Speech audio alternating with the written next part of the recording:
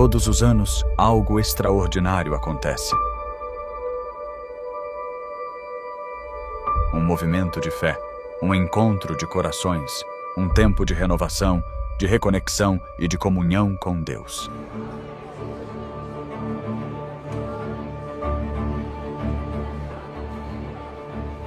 Essa é a Campal Terceiro Anjo. Mais do que um evento, é um chamado divino que une famílias, amigos e irmãos de fé de todo o país.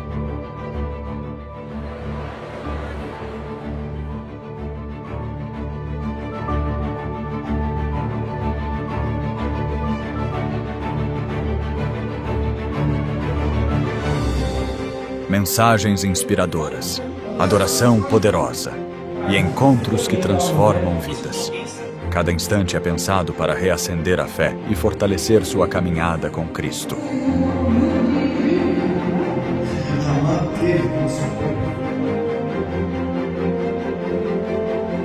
Dos mais experientes aos pequeninos, todos têm seu espaço. Programações específicas para crianças, jovens e adultos tocam corações de todas as idades.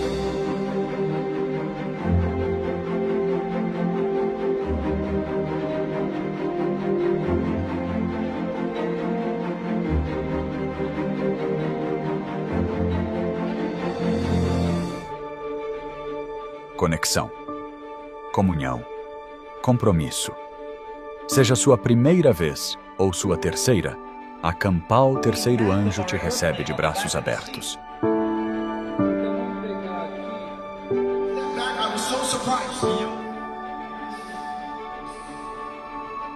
Isso não é só um congresso, é uma família, um vislumbre do céu.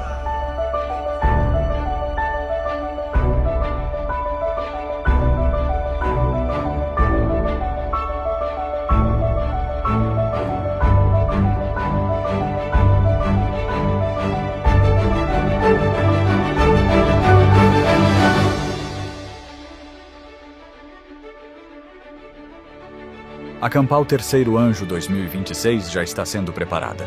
E o convite é para você. Não perca o que Deus tem reservado.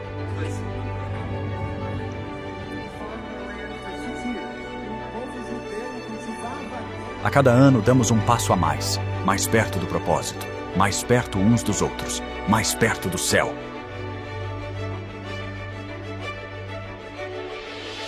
O tema deste ano é Mais Perto deste Lar. Porque cremos que a jornada está quase no fim e o lar eterno está logo ali.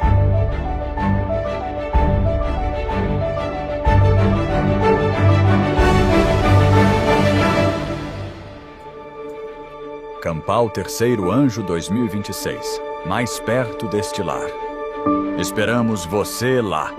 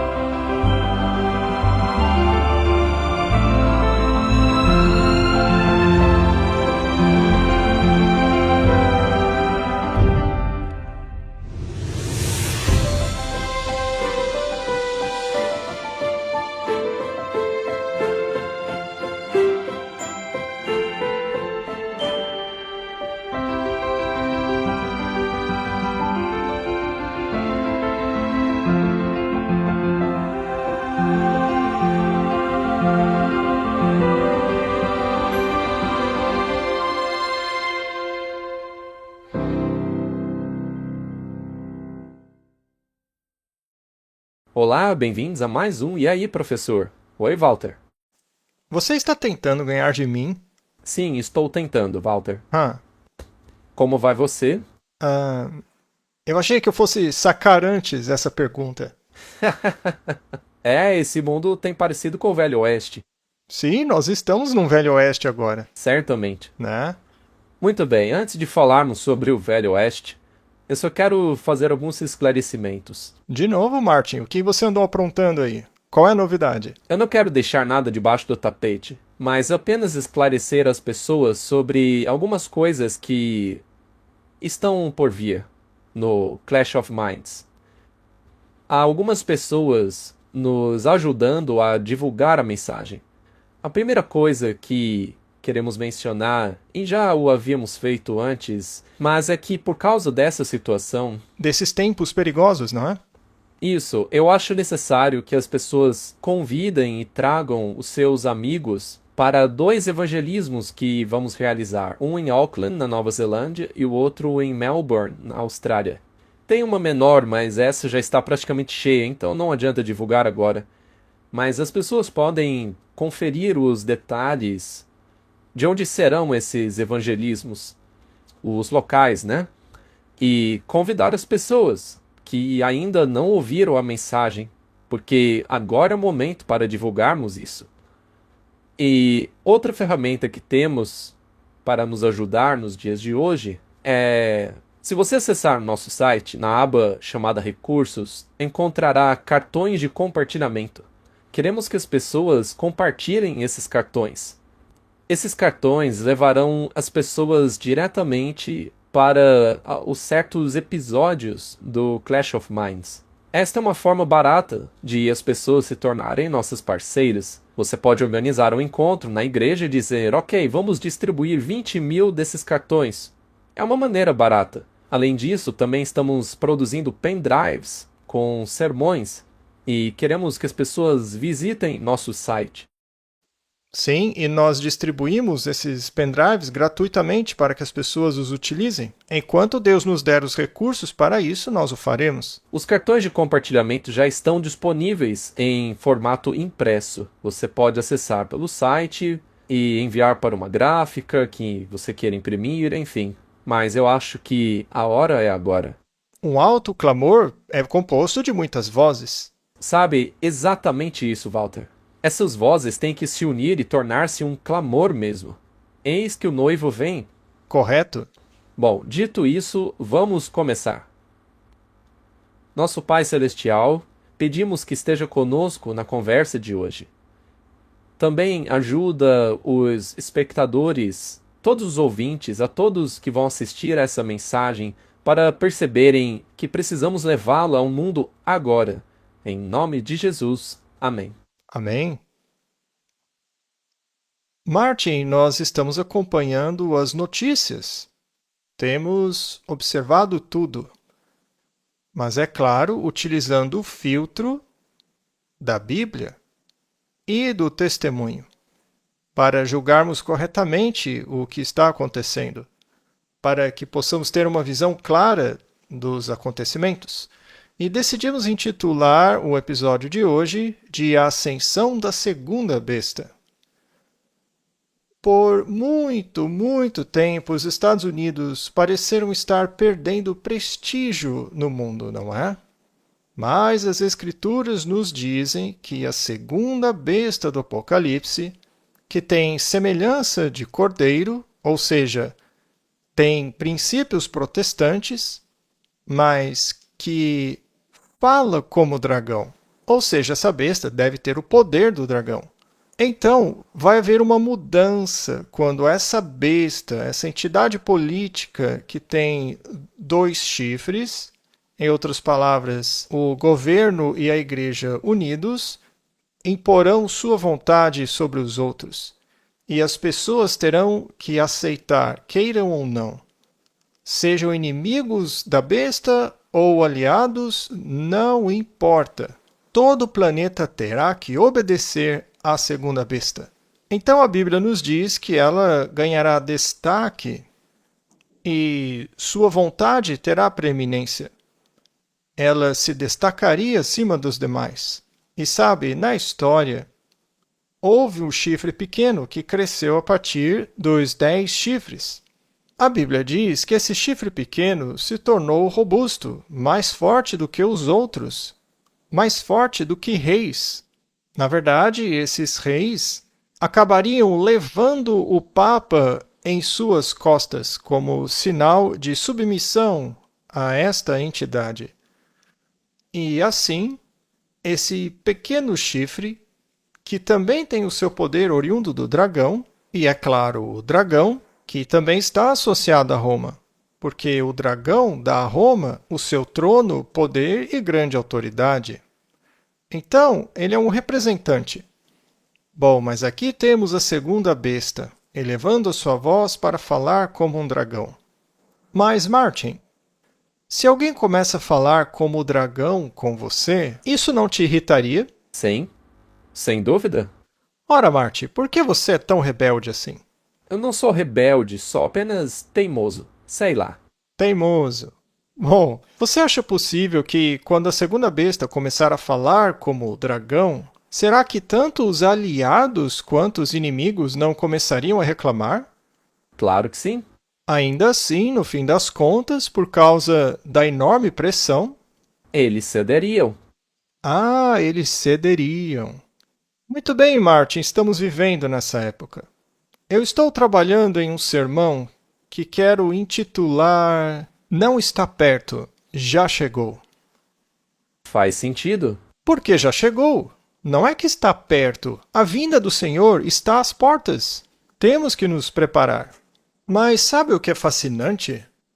Eu sei que os nossos amigos teólogos sempre vão discordar sobre este ponto, mas eu queria que eles entendessem que, uma vez que você está afirmado na verdade de maneira inabalável, bom, não importa o que eles pensem sobre o assunto, mas se você pegar as 10 virgens, por exemplo, a Bíblia King James diz: o noivo vem. Já a New International Version diz: ele está aqui. Pá, Eu ainda não o vi, mas, segundo essa versão, ele já veio. Mas, enfim, Jesus está voltando. A chegada dele está muito próxima. Então, independentemente de como eu intitule o sermão, os eventos que levarão à sua segunda vinda já estão aqui. Mas não vamos seguir o que diz a New International Version, porque essa declaração é um tanto apóstata. Mas, mesmo assim, eu espero não ter chateado alguns dos teólogos. Enfim, a ascendência da segunda besta, do que se trata isso afinal? Bem, é o jogo final. São os eventos finais que já estão acontecendo. Gostemos ou não, estejamos prontos ou não, eles estão aí. talvez possamos deixar isso claro, porque com certeza tem alguém assistindo pela primeira vez e não tem a ideia do que estamos falando. Vamos esclarecer um pouco. O dragão é Satanás. Satanás controla a primeira besta, que é o catolicismo romano. A segunda besta, que está em ascendência, é os Estados Unidos, que está cumprindo ordens em nome da Igreja Católica, do sistema católico romano. Só para resumir.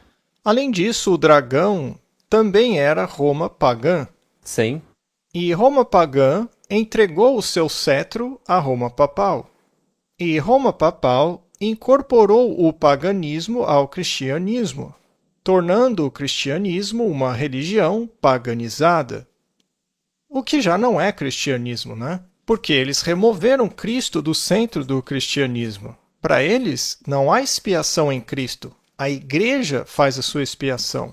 Mas, voltando aqui ao ponto, ao erguer a sua voz, a segunda besta vai pressionar muitas nações. É claro que essas nações que atuam nos bastidores fazem parte do show, né? Tudo isso que o público vê é apenas para isso mesmo, para consumo público. É a doutrina exotérica. Mas a doutrina esotérica, a interna, foi estabelecida já há muito tempo dentro das sociedades secretas que são dirigidas por jesuítas e seus comparsas. Bom, Martin, leis de discurso de ódio. Bom, se você cruzar o caminho desta besta, se você disser algo contra ela, ou seja, se recusar a adorá-la, e veja, a Bíblia é clara que aquele a quem você se submete é aquele a quem você serve. Em outras palavras, se você adorar a besta, significa que você obedece a ela ao invés de obedecer a Deus. E isso é idolatria. É uma aberração, não é? Claro que é. Portanto, a segunda besta eventualmente vai forçar a sua vontade sobre todos, e as vozes contrárias serão tratadas de maneira muito severa. Se você pensa diferente dela, mude agora mesmo. Do contrário, mandarei o meu exército atrás de você para que se arrependa amargamente. Não é assim que funciona? É assim que funciona. Se eles dizem que o negócio é da cor preta, mas você acha que é branco, é bom você mudar de ideia e achar que é preto. E quem é que costumava dizer isso? Não eram exatamente os jesuítas?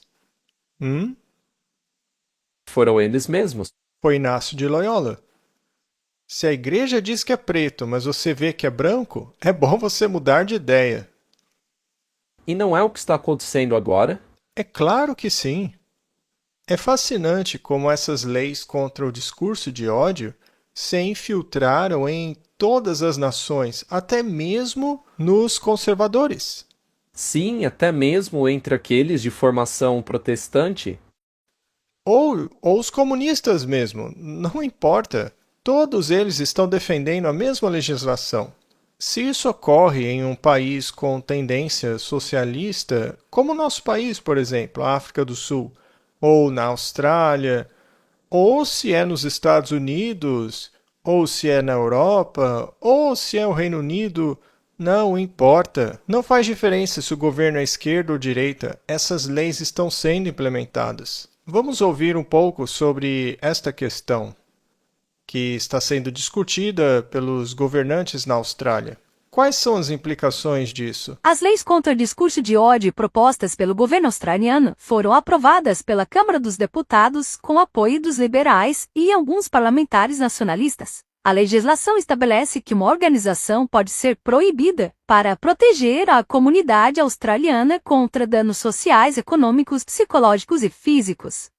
Mas alguns deputados da coligação questionaram alguns elementos relativos a grupos de ódio, incluindo o que poderia constituir dano psicológico. A professora Joanna Howe levantou preocupações semelhantes, e ela está aqui comigo. Joanna, quais são os perigos dessa legislação?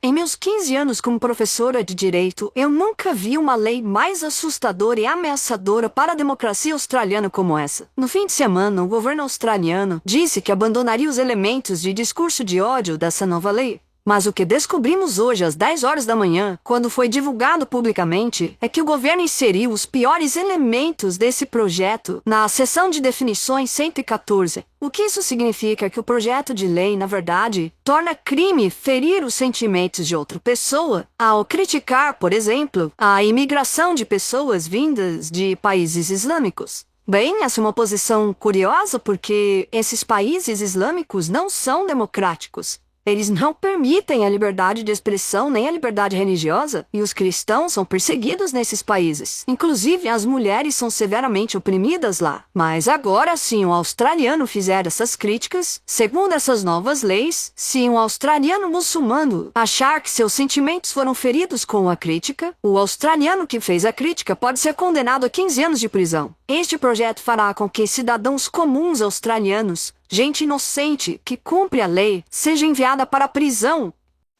Martin, se você estiver em uma plateia assistindo a uma palestra sobre a primeira besta do Apocalipse 13 e o palestrante começa a explicar por que essa primeira besta é a mãe das prostitutas e por que é chamada de Babilônia, você se sentiria ofendido? Sim. Se eu fizesse parte disso. Você ficaria psicologicamente perturbado? Sim, eu poderia me sentir ameaçado, o que torna a coisa bastante séria. Que tal passar 15 anos na prisão para se acalmar então, Martin? É interessante que pessoas que estupram, matam, saqueiam lojas, estes ficam impunes. Nem fiança precisam pagar. Por outro lado, alguém que faz uma simples crítica e que pode até estar falando a verdade, agora está seriamente em risco. São estas as leis implementadas hoje. Vimos isso no Reino Unido, naquele caso em que a mulher foi condenada por orar. Sim. sozinha. Uma oração de mente. Eles não leram o pensamento dela. Eles suporam que ela estava orando uma determinada coisa. Isso tudo é fascinante. Bom, mas essa segunda besta vai forçar todo mundo. Ora, você não pode forçar ninguém a nada sem uma lei.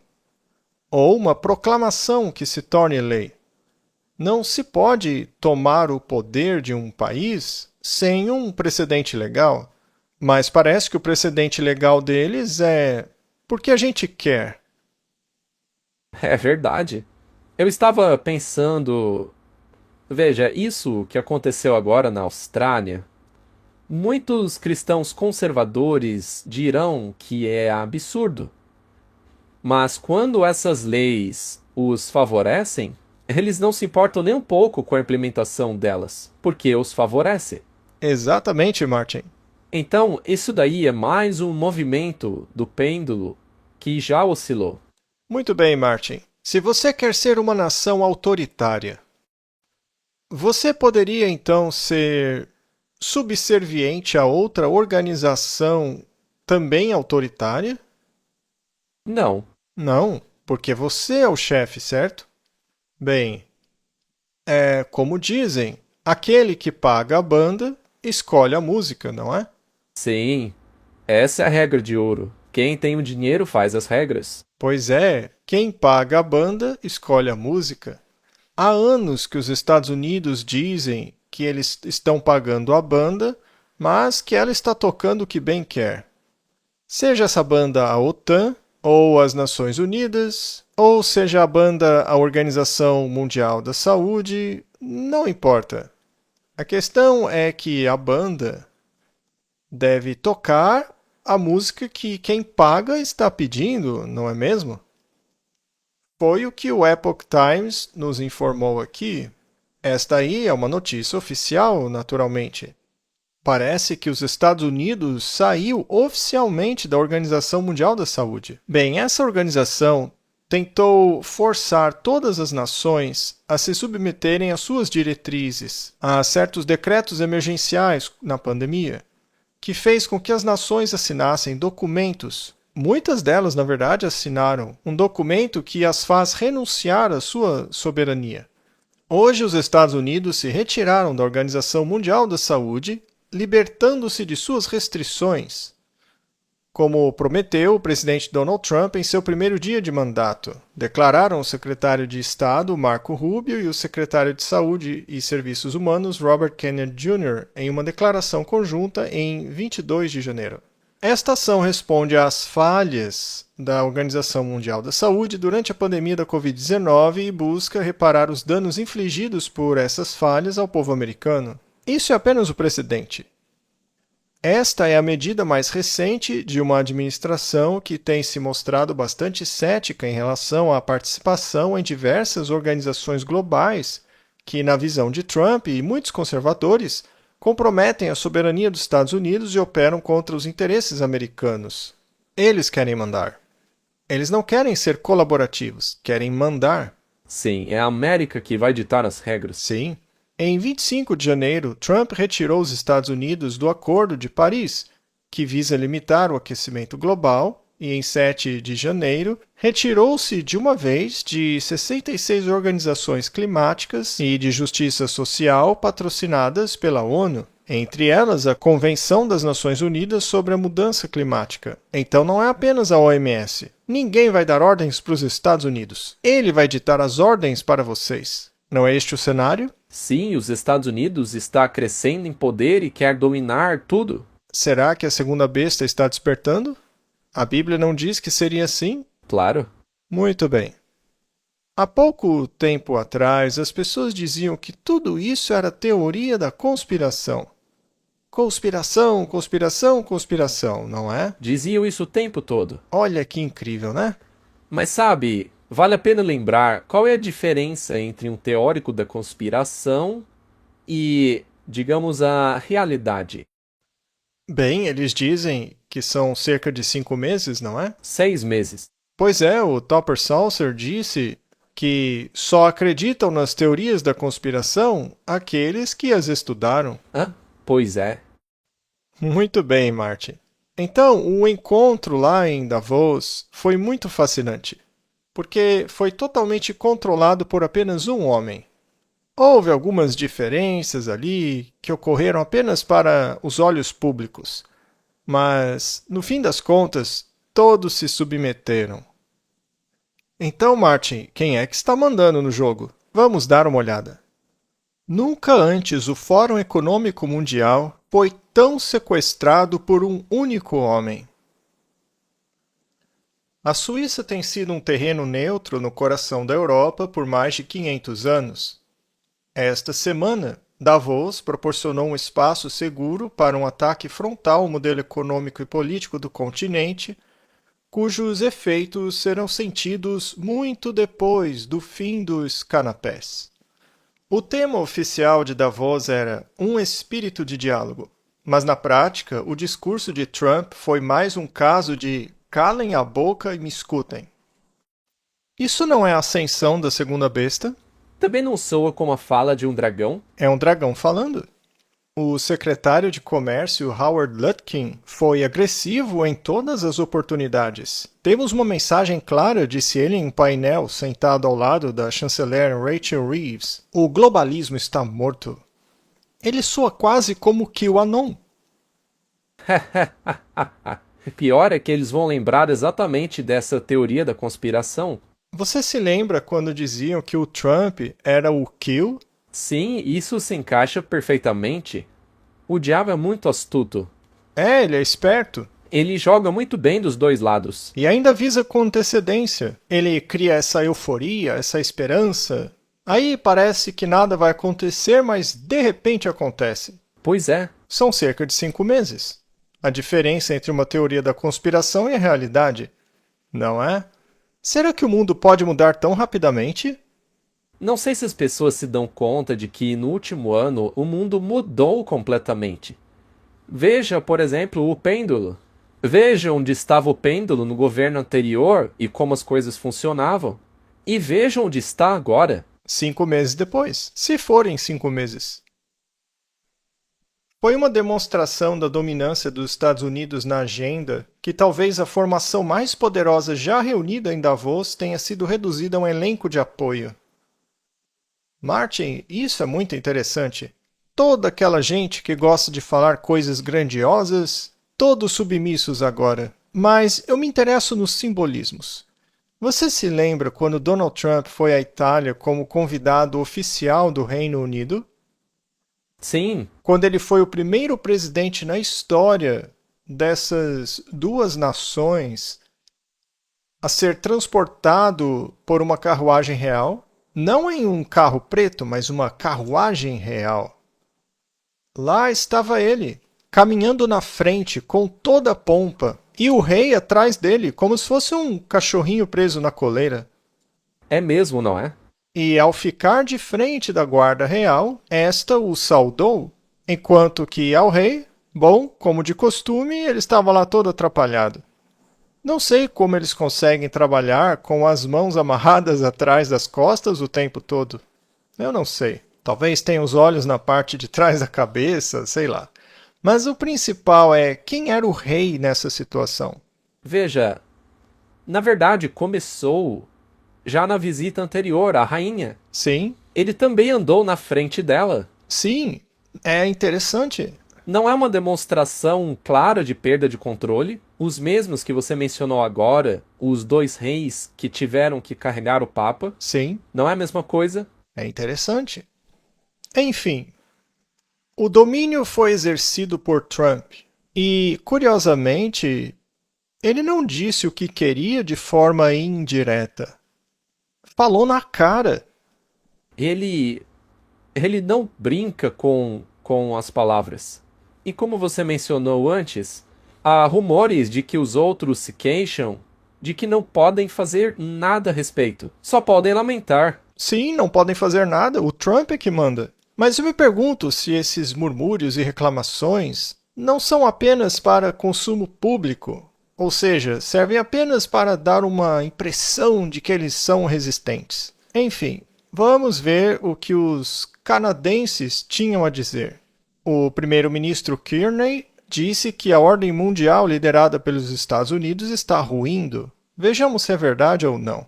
Entendemos que essa ruptura exige mais do que mera adaptação. Exige honestidade sobre o mundo tal como ele é. Creio que temos que nos conformar. Sabemos que a velha ordem não vai voltar. Não devemos lamentar isso. Nostalgia não é uma estratégia. Mas acreditamos que a partir dessa ruptura podemos construir algo maior e melhor, mais forte, mais justo. Essa é a tarefa das potências médias. Os países que mais têm a perder no mundo de fortalezas e muito a ganhar com a cooperação genuína. Sim, os poderosos têm o seu poder, mas nós também temos algo. A capacidade de parar de fingir, de dar nome à realidade e fortalecer nossa comunidade interna e agir em conjunto. Este é o caminho do Canadá. Escolhemos isso de forma aberta e confiante. É um caminho totalmente aberto para qualquer país disposto a trilhá-lo conosco. Muito obrigado. Bem, Martin, essas foram, digamos, palavras provocativas ou seriam aqueles últimos suspiros? Últimos suspiros. É a última reclamação. Sim, ele chamou os países à ação, mas reconheceu que a velha ordem acabou. Chegou a hora da nova ordem mundial. Os Estados Unidos disseram a ele para entrar na linha ou sofrer as consequências. Por causa disso, ele foi fazer contato com a China. Aí o Trump disse a ele, se você fizer acordo com a China, as tarifas em vocês serão de 100%. Isso seria um desastre, pois 75% de todo o comércio com o Canadá é dos Estados Unidos. Ou seja, ou o Canadá se alinha com a vontade americana, ou está perdido. E há também a questão desse domo que eles chamam de domo de ouro. Não é um domo de ferro, é um domo de ouro para uma era de ouro. E, Martin, só por curiosidade, quando começa essa era de ouro? Será no dia 4 de julho, com 250 anos da independência americana. Quantos séculos se passaram desde então? Ah, Cerca de 5 meses. sim, sim. Cerca de 5 meses. Então, entre a teoria da conspiração e a realidade, temos apenas 5 meses, não é? Tudo precisa estar pronto até lá. Pois é, Com que rapidez, então, eles precisam jogar? imediatamente. Veja, se o Canadá é parte do continente norte-americano e a Groenlândia pertencer à América do Norte, este enclave lá em cima, esse domo de ouro, se estenderá por toda aquela área, porque será na Groenlândia que os mísseis serão instalados. Bom, você não pode fazer isso sem o Canadá. Então o Canadá deverá ser incluído nesse domo de ouro. Agora, quem vai financiar esse domo de ouro? Naturalmente, os Estados Unidos da América. Ah, então o Trump está dizendo que esses caras vão se beneficiar sem contribuir com nada? Acho que não, hein? E o Trump só chama o primeiro-ministro canadense de governador. O tempo todo. Ele não chama de primeiro-ministro, mas só de governador. Ele ligou para o Trudeau, que agora está flertando com Hollywood, e ele também o chamava só de governador. O que ele quer dizer com isso? Que o Canadá é mais o estado americano. E toda essa retórica que está acontecendo é fascinante. É interessante também que o estado de Alberta, no Canadá, disse ter mais em comum com os Estados Unidos do que com o Canadá. Eu me lembro disso. Foi muito importante. Em determinado momento, eles quiseram se unir aos Estados Unidos. É um jogo de secessão, mas nos bastidores, se você analisar os mapas produzidos pelo Clube de Roma há muitos anos atrás, vemos que a Groenlândia, o Canadá e os Estados Unidos formavam um bloco econômico. Isso, então, já estava planejado há muito tempo. O que vemos agora é apenas umas reclamações para agradar o mundo externo. A verdade é que o Canadá não tem escolha. Quando o Trump disse, se vocês fizerem acordo com a China, será 100% de tarifa, o que disse o primeiro-ministro canadense? Você sabe o que ele disse? Ele disse, desculpa. Sim, senhor. Desculpa, a gente não vai mais fazer acordo com a China. A realidade é que tudo isso faz parte de um jogo com uma estratégia já pré-determinada. Ele não conseguiu a Groenlândia para ele agora, Sim, ele conseguiu. e ele nem teve que pagar. Martin, por acaso isso acontece todo dia? Você adquire uma propriedade gigantesca, uma área simplesmente incrível, que alguns até dizem ser do tamanho do continente africano, apesar de eu não achar, mas você adquire essa propriedade sem ter que pagar nada? Não, nunca aconteceu comigo. Se os moradores da ilha querem isso ou não, é irrelevante. Se o país governante da ilha, a Dinamarca, quer isso ou não, é irrelevante. Isso só acontecia quando Roma estava no poder. Aham. E aliás, quem desenhava os mapas na Idade Média? Ora, os papas? Os papas desenhavam o mapa e seus lacaios. Por acaso criavam problemas com esses mapas? Claro, E se importavam com isso? claro que não. É a mesma coisa. A segunda besta está agindo exatamente igual à primeira besta. Exatamente. Portanto, Donald Trump humilhou as elites do Fórum Econômico Mundial neste brutal encontro em Davos. Vamos dar uma olhada. Donald Trump tocou o terror no Fórum Econômico Mundial em Davos, demolindo as elites que, segundo ele, estão se aproveitando dos Estados Unidos. Percebi naquela conversa que os Estados Unidos estão sustentando o mundo inteiro de graça. E os governantes desses países estão todos aí, sentados nesta pequena área. Conheço todos eles. Estão olhando para baixo porque não têm coragem de me olhar nos olhos. Eles estão explorando os Estados Unidos, estão se aproveitando de nós. Mas eu digo, sem nós, a Suíça não é Suíça. Sem nós, nenhum dos países de vocês estariam aqui. Mas é claro que queremos trabalhar com esses países, não queremos a destruição deles. Mas o presidente Trump não havia acabado ainda. Ele humilhou o presidente da França, Emmanuel Macron. Então eu disse ao Emmanuel, escute bem aqui, você vai fazer isso e vai fazer rápido. Se não fizer, vou impor uma tarifa de 25% sobre tudo que você vender aos Estados Unidos e 100% sobre seus vinhos e champanhes. Isso é 10 vezes mais do que o que eu estou te pedindo agora. Eu não queria tornar isso público, mas você está me obrigando a fazê-lo. Então ele disse, não, Donald, eu vou fazer, tudo bem. No fim, eu só precisei de 3 minutos com cada país. Todos me disseram a mesma coisa. Não, nós não vamos fazer o que você está pedindo. Você quer que eu dobre o preço dos medicamentos? E eu disse sim, porque vocês estão ferrando com os Estados Unidos.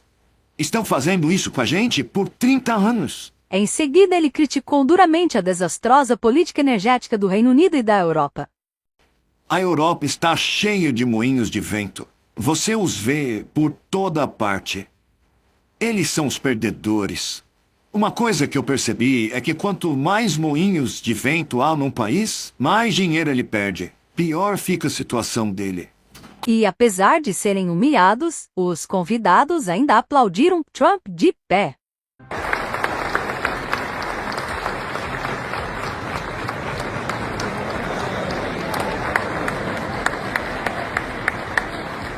Estamos aqui no Fórum Econômico Mundial. E o governo Trump e eu estamos aqui para deixar um ponto muito claro. A globalização falhou com o Ocidente e os Estados Unidos da América. É uma política fracassada. O que o Ocidente sempre quis é exportação, mercados offshore, comércio fácil. Explore a mão de obra mais barata, e o mundo será o melhor lugar por causa disso. Mas tudo isso deixou os Estados Unidos para trás. Deixou os trabalhadores americanos para trás. Nosso recado para vocês hoje é: América primeiro. Queremos que os países entendam e considerem que, para nós, os nossos trabalhadores vêm em primeiro lugar. Não podemos ter políticas que impactam os nossos trabalhadores. A soberania de vocês está limitada às suas fronteiras. Vocês não deveriam terceirizar seus medicamentos, não deveriam terceirizar seus semicondutores, não deveriam transferir toda a sua base industrial para o exterior, não deveriam depender daquilo que é fundamental para a sua soberania a qualquer outra nação. E se você precisa depender de outra nação, é melhor que ela seja sua melhor aliada. Acreditamos que precisamos crescer mais, precisamos de mais estabilidade no mundo, mas queremos respeito ao invés de bullying. Queremos ciência ao invés de sensacionalismo. Preferimos o Estado de Direito à brutalidade. Todos são bem-vindos à Europa e ainda mais na França. Muito bem. Parece que o Macron soltou um gemidinho ali, né? Um pequeno resmungo. E nada mais. Ou seja, ele tem que ceder, ele não tem escolha. É isso mesmo, ele cedeu, pronto. Ah, não gostamos de valentões, mas tudo bem, você é bem-vindo. Sim, você é o chefe. Muito bem. E o que aconteceu na Venezuela, Martin? Aquilo foi bastante interessante? Será que a única coisa que aconteceu lá foi a prisão do Maduro? Será que eles só planejavam prendê-lo e nada mais? Será que foi alguma coisa passageira? Será que foi apenas uma demonstração de força? Ninguém fez nada a respeito, todos simplesmente aceitaram. Até mesmo as grandes nações como Rússia, China... Deram uma resmungadinha, né? Resmungaram um pouquinho, mas só isso. Mas isso é muito interessante. Se olharmos para a revista The Economist, ela é sempre muito preditiva, se é que podemos dizer assim. É uma precisão quase sobrenatural. Sim, nós já falamos sobre a The Economist algumas vezes. Lembra-se do ataque a Israel, de como eles praticamente previram essas coisas? Bom, eles apresentaram uma imagem bastante caótica aqui na capa deles, que parece ser a indicação do globo terrestre e o que está acontecendo nele. Vemos foguetes, vemos militares, vemos arqueiros triunfantes. E você vê comunicações, vemos imagens que retratam ações chinesas, ações russas. Aí temos esse punho aqui com algemas. E ao ampliarmos, Martin, a imagem, fica mais ou menos assim como esta aqui em cima, ó. Veja só. Temos o Maduro ali fazendo o mesmo gesto com a mão. Bem, não com as algemas, né? Mas era basicamente isso que iria acontecer. Sim, obviamente, a revista The Economist publicou isso muito antes da prisão de Maduro. E ela está centrada nos 250 anos. Atualmente, a Venezuela possui as maiores reservas de petróleo do mundo. E se formos a Daniel, capítulo 11, fica bem claro que aquele rei do norte detém poder sobre todo o ouro e os recursos econômicos do mundo. Isso significa que ele os controla. Ele simplesmente o tomou. O poder é necessário. Você precisa desse poder para ditar as regras. Você precisa de recursos. Do contrário, não pode obrigar os outros países a fazerem o que você quer, como proibir compra e venda, não é? Então, Martin, Donald Trump estava apenas tomando a iniciativa ao dizer, bem, se controlarmos esse petróleo, teremos muito poder econômico à nossa disposição? Ou isso já era planejado? Acho que era. Muito bem, esse regime tem sido tolerado por muito tempo, mas tem entrado em conflito com o Vaticano. E isso é muito interessante. E, na verdade, em certo momento chegou a implorar ao Papa por ajuda, e ela foi recusada. E é interessante notar que o Papa Francisco foi quem disse que esse regime tinha que acabar. De quem então partiu a ordem? Da primeira besta ou da segunda? Eu espero que as pessoas prestem atenção no que você acabou de perguntar. Ok. Prestem atenção, pessoal. De onde veio a ordem? Sim, de onde veio a ordem para desativar o sistema? Mas não é só esse sistema, porque, Martin, veja isto. Este aqui é o punho que representa o socialismo com inclinações comunistas, certo? o que aparentemente é tolerado, mas não é realmente tolerado nos Estados Unidos. Se você analisar a história do prefeito de Nova York, por exemplo, etc. Mas é assim que será de agora em diante. E a próxima nação após a Venezuela é Cuba. Ela está na mesma situação. Cuba era totalmente dependente da Venezuela para petróleo e agora já não tem mais nada. E Trump disse que não precisava fazer nada em relação a Cuba. Ela vai cair sozinha. Eles só estão esperando para juntar os cacos. Mas nós governaremos a Venezuela. Vamos executar nosso projeto. E eu não me importo com o que vocês dizem ou fazem. Com apenas um golpe, ele eliminou o fluxo massivo de petróleo que era destinado aos inimigos dos Estados Unidos. Bom, inimigos ou não, são todos controlados pelos jesuítas. Mas isso é apenas para o público, né? Agora eles estão realmente numa situação difícil, porque muito do petróleo da China vem da Venezuela, etc. E o Irã é um participante. Além disso, ele também confiscou, não sei se foi apenas mas um navio petroleiro da Rússia. Já foram vários. Acho que é o terceiro. Pois é, e eles estão aproveitando muito bem esse petróleo nos Estados Unidos. Os cartéis de drogas não são estúpidos. Continuam tentando sair com seus barcos para continuar oferecendo entretenimento ao mundo com a sua destruição. Então, Martin, esse é um jogo muito interessante. Mas a The Economist afirmou que o sistema de governo ficará de mãos atadas. Ou seja, alguém precisa ser o policial para impor isto e também tomar todos os recursos. Então, Martin, o papado ordenou que aquele sistema acabasse. Não apenas o Papa Francisco, mas também o Papa atual. Ele não está, então, seguindo ordens da primeira besta? Completamente. Completamente. Portanto, esta agenda não será interrompida. Muito bem, vamos analisar esse vídeo para entender o que aconteceu quando o Papa tomou esta decisão, para que as pessoas vejam que existe uma hierarquia. Sim, é como um homem por trás da máscara. Correto? Agora as últimas notícias sobre a crise na Venezuela.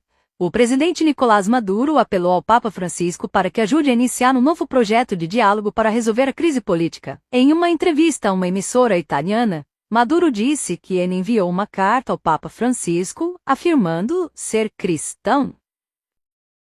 Eu enviei uma carta ao Papa Francisco e eu espero que esteja chegando lá em Roma. Eu disse a ele nessa carta que eu estou a serviço da causa de Cristo. Eu sou cristão. Sou um verdadeiro cristão. O Papa sabe que eu sou um praticante da fé. Sou um praticante da oração. Sou um cristão de oração, de ação.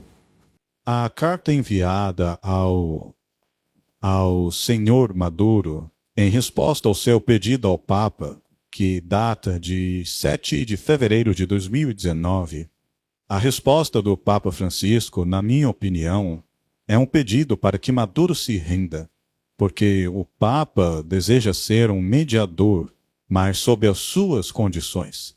Ele se direciona a Maduro com um jargão diplomático muito suave, típico do Vaticano, dizendo a ele que, no passado, Maduro não respeitou e nem cumpriu os compromissos assumidos em acordos anteriores.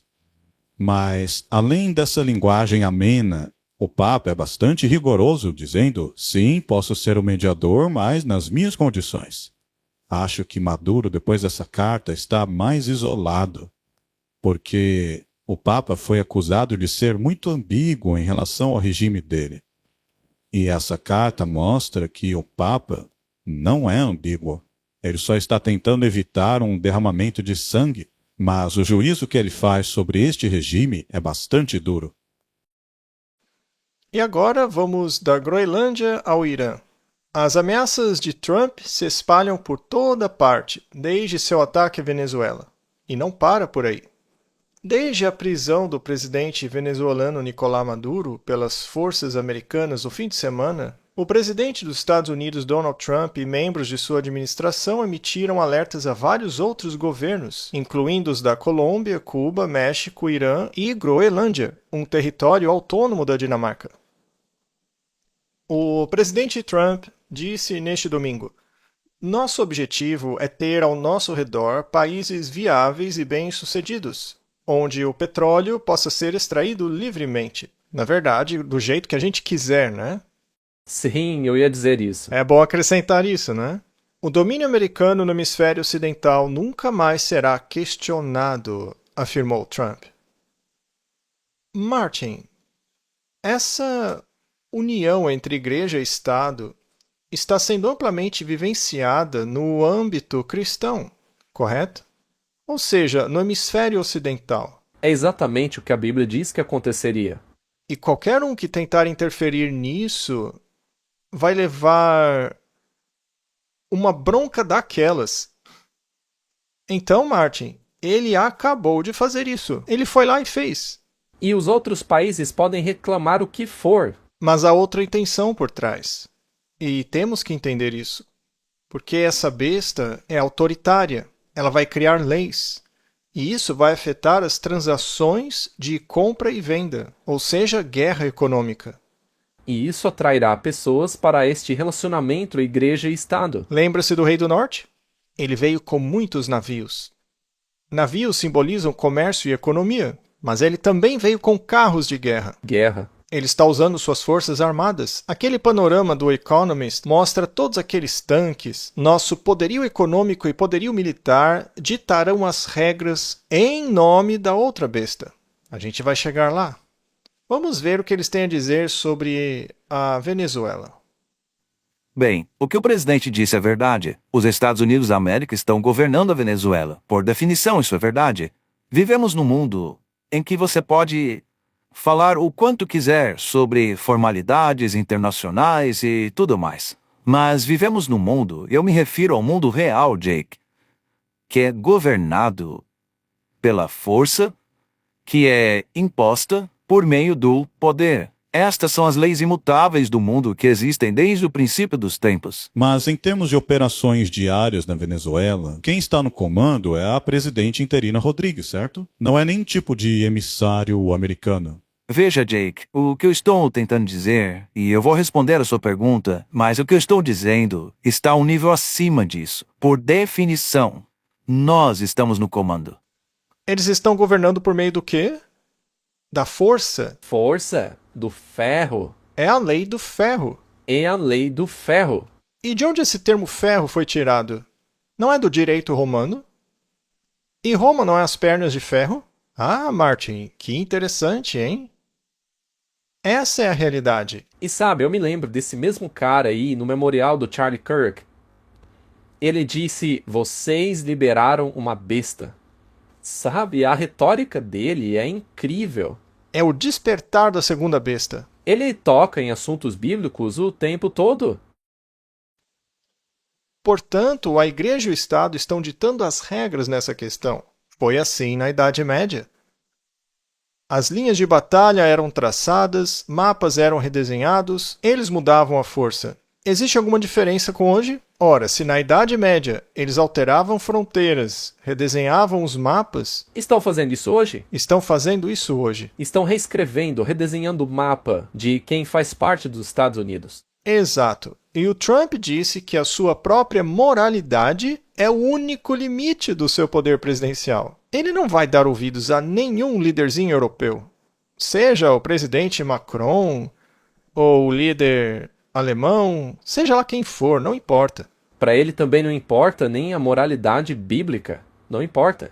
E isso é fascinante, porque ele sempre introduz o elemento religioso.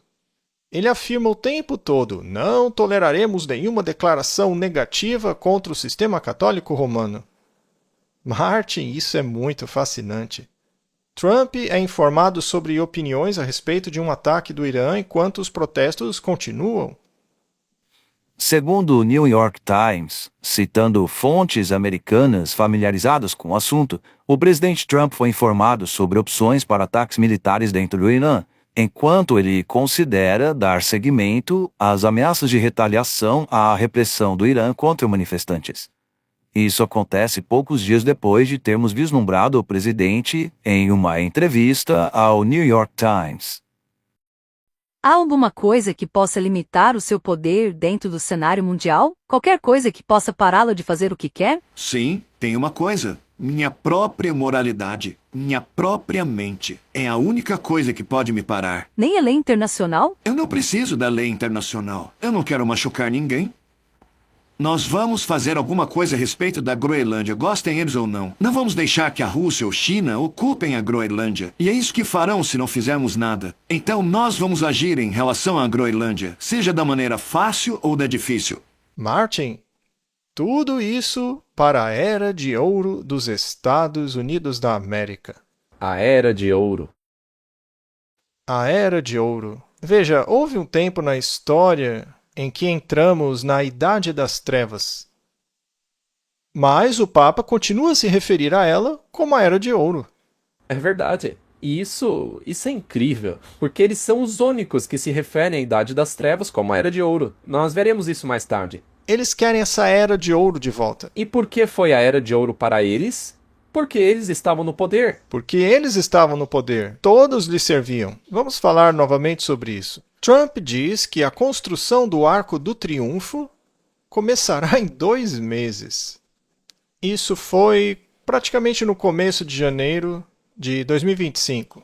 Então faz pouco mais de um mês. Ele disse em entrevista na quarta-feira que a construção do seu tão aguardado Arco do Triunfo deverá começar em algum momento nos próximos 2 meses. Isso colocaria a data de início antes de 4 de julho de 2026. Enquanto a Casa Branca intensifica os preparativos para o aniversário 250 da nação no próximo ano. Ainda não começou, vai começar em algum momento nos próximos 2 meses. Vai ser grandioso? Todo mundo gosta, disse Trump ao político quando contatado por telefone em Mar-a-Lago. Eles também adoram o salão de baile, mas adoram o Arco do Triunfo. Bom, eles dizem que foi inspirado no Arco do Triunfo de Paris. Mas há muita gente que diz que, na verdade, todos estes arcos são inspirados no Arco Triunfal de Constantino. Então, ele está desempenhando o papel de imperador? Quantas vezes ele já não foi chamado disso? Ciro. E o Constantino. E Constantino. Especialmente pelos católicos. Sim. Ele está interpretando esse papel.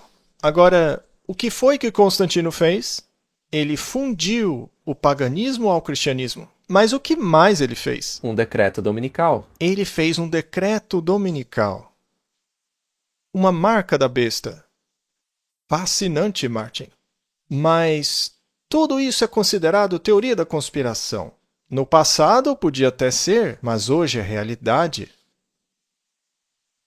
Primeiro Papa americano a receber estrelas de Hollywood no Vaticano para uma rara audiência de Ano Santo. O Papa Leão busca estreitar os laços entre o Vaticano e Hollywood. Aliás, o nome Hollywood era o nome da madeira utilizada para fazer varinhas de bruxa. E Hollywood não é instrumento do Vaticano? É o teatro jesuíta. É teatro jesuíta. Todos eles têm formação em artes cênicas. Exato, os papas também. Alguns dos maiores nomes da indústria cinematográfica terão uma audiência exclusiva com o líder da Igreja Católica neste sábado. Neste ano jubilar, aliás, é um jubileu verdadeiro ou um jubileu católico falso? É falso. Falso. Expressou seu desejo de aprofundar o diálogo com o mundo do cinema, em particular com atores e diretores, disse o Vaticano em um comunicado. Ele está passando ordens a eles. O plano já estava definido, e você sabe disso se você acompanha o canal Little Light Studios. Isso já vem sido desenhado há tempos, e provavelmente vai ficar ainda mais intenso depois desse encontro. Essa pessoa faz parte de um sistema que a Bíblia chama de anticristos, anticristo, o que significa estar no lugar de Cristo. Ora, nesse suposto jubileu, havia alguma porta aberta que ele fechou? Sim, durante o ano inteiro. No santuário havia uma porta que era aberta e depois fechada. Será que ele está interpretando um papel? A linha do tempo dele é um pouco diferente, mas esse é o jogo dele. Ele mudou os tempos e a lei, lembra? Então ele está jogando um jogo de porta que abre e fecha. E o que aconteceu no jubileu? As coisas voltaram ao sistema antigo. Sim, como deveria ser. E como era na Idade Média? Eles estavam no poder. Então, se estamos voltando ao sistema antigo, isso vai acontecer? Sim, e se você não quiser se encaixar nesse sistema, você será eliminado. Você será eliminado. O Vaticano acrescentou que o Papa deseja explorar como a criatividade pode contribuir para a missão da Igreja e a promoção dos valores humanos. Estes são, obviamente, os valores para o bem comum e não os valores exibidos pelas Escrituras. E qual era a missão da Igreja Católica na Idade Média? É mesmo? Você tinha que se alinhar, do contrário... Não havia salvação fora da Igreja Católica. Nenhuma. Então aqui temos esse jubileu que terminou neste período em que há uma transição de um Papa Francisco para um Papa Leão, que é um tipo de sucessor do Papa da Rerum Novarum, e também o Papa que deseja implementá-la, o que significa que o decreto dominical certamente está na agenda dele, porque estava na Rerum Novarum. Então ele está terminando o trabalho que o Papa Leão XIII começou. Sendo assim, o Papa Leão XIII foi o que fez o primeiro cerco. Em 1888. Sim, e o Papa Leão XIV é o do segundo cerco. Sim, é a mesma potência. É Roma. E eles recorreram aos sindicatos? Sim, claro. Muito bem. E o que tem a dizer esta publicação católica? Por que 2026 será o ano do leão? Fascinante, não é, Martin? Embora 2025 seja para sempre lembrado como o ano em que a Igreja Católica recebeu seu primeiro Papa americano, 2026 provavelmente será o ano em que ele começará a deixar a sua marca. Você acha que ele vai implementar a marca da besta por meio do seu lacaio, os Estados Unidos? Eu acho que está tudo pronto. Também acho. Em particular, os bispos dos Estados Unidos planejam consagrar a nação ao Sagrado Coração de Jesus antes do 250º aniversário da fundação dos Estados Unidos. E essa ideia do Sagrado Coração de Jesus é totalmente pagã. Também tem o Sagrado Coração de Maria. Mas ele não quer, na verdade, consagrar o local ao Coração de Jesus. O que ele quer é consagrá-lo à obediência à Igreja Católica. Eu creio que sim. Porque eu acho, e você pode dizer se concorda comigo ou não, mas eu acho que eles se distanciaram um pouco da Mariologia. Mas isso é apenas para tornar-se mais aceitável aos protestantes. Correto? Porque em suas outras homilias ele deixa bem claro que está sujeito a Maria 100%. Muito bem. Então o que isso significa? Mesmo com os níveis gerais de religiosidade em queda, histórias de jovens atraídos especialmente pelo catolicismo e suas devoções e expressões litúrgicas mais tradicionais têm chamado a atenção tanto de seculares quanto de católicos. O reconhecimento de um santo americano seria um destaque apropriado para um ano que será marcado tanto pela consagração do país em seu 250º aniversário, quanto pelo reinado pleno do primeiro Papa americano. Veja só o peso disso, Martin. Isso daí diz muita coisa. Essa declaração aí no final o coloca acima do rei Trump. Exato, porque a espada espiritual é superior à espada secular. Bem, ele falou de um santo americano. Seria interessante se esse santo fosse técnico de informática, né? Talvez você possa dar a ele uma indulgência se ele seguir alguns tweets seus. Enfim, mas essa é uma declaração muito interessante. Eu estou ficando muito interessado nesse 250º aniversário dos Estados Unidos. E Donald Trump deixou isso bem claro, que este é o ponto de partida de uma nova era. a Era de Ouro para a América. Você acha que é coincidência ele ser o presidente nesse momento? Não, isso foi planejado. Claro que foi. Foi planejado que fosse assim. Então, 4 de julho. Na verdade, podemos ir até um pouco além, porque a assinatura propriamente dita ocorreu um pouco depois. Mas, por volta dessa época, no final de julho, podemos esperar algumas coisas incríveis, com a consagração dos Estados Unidos, basicamente, ao papado. Sim, eles mesmos disseram reinado do primeiro Papa americano. O primeiro Papa americano. Isso não é por acaso. O diabo está jogando um jogo muito interessante aqui. O tabuleiro está posto. E, sendo assim, sendo mesmo um reinado, ele precisa deixar sua marca. Sim.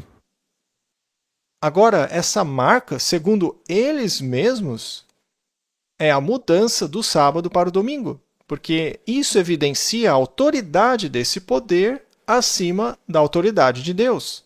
Isso o coloca definitivamente como anticristo. É a maior blasfêmia de todas.